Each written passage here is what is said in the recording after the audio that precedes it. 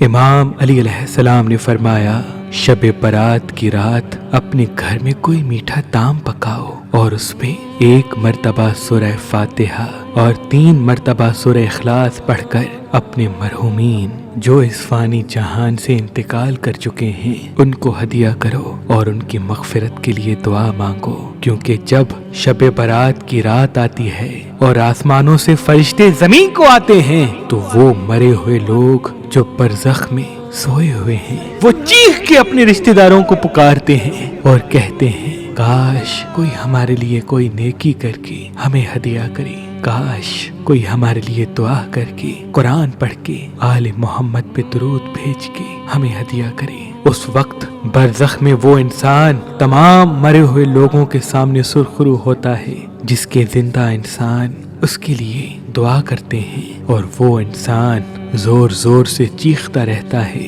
جس کے زندہ رشتہ دار اس مرے ہوئے انسان کو بھول بیٹھے ہیں۔ کبھی بھی اپنے مرے ہوئے عزیز و اقارب کو شب برات کی رات نہ بھولنا، کیونکہ جب شب برات کی رات تم اپنے مرے ہوئے رشتہ داروں کے لیے دعا کرو گے تو اللہ ان کے گناہ معاف کر دے گا، اور یوں برزخ سے وہ تمہاری کامیابی، خوشحالی اور دعاؤں کی قبولیت کے لیے دعا کریں گے، اور اس طرح تم کامیابی و خوشحالی پاؤ گے اور وہ برزخ میں اپنے گناہوں کی نجات پا لے گا۔